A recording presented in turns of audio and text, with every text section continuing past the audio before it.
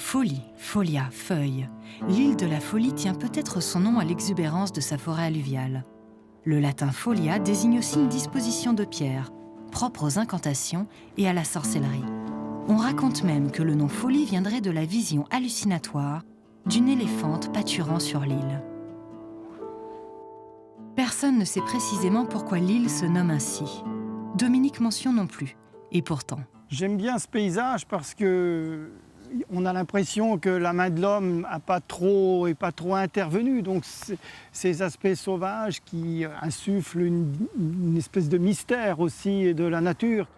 Ici, le fait qu'il y ait ces crues, le fait qu'on laisse faire aussi la nature sur cet espace protégé est très important. Pour moi, il y a tout ce qui fait la complexité de la vie, la complexité des relations aussi, et puis la complexité de la création.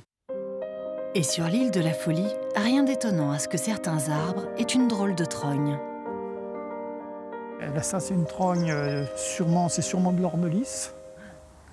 Et l'ormelis était, comme les autres ormes, utilisé par les gens pour le fourrage, pour la feuille. Et donc, s'il est là, ça veut dire, d'une part, qu'ici, il devait y avoir du pâturage et qu'on devait le tailler pour le fourrage.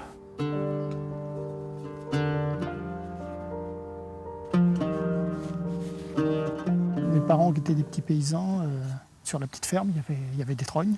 Et j'ai grimpé dedans étant tout petit. Je crois à l'âge de 3 ans, il paraît que je montais déjà dans les petites trognes. J'adorais grimper aux arbres.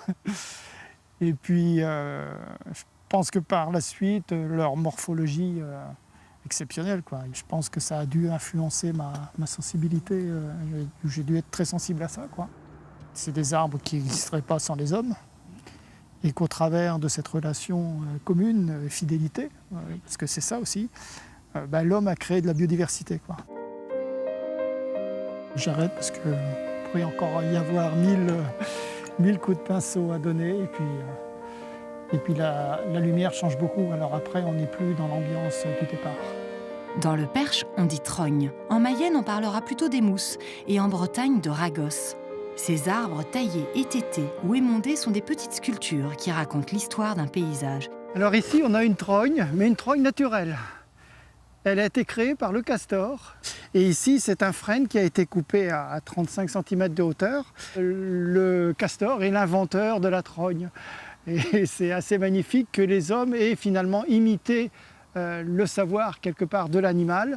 Et pour se rendre compte que l'arbre, en le coupant, il émet des rejets. Et ça peut se perpétuer pendant des siècles, voire des millénaires.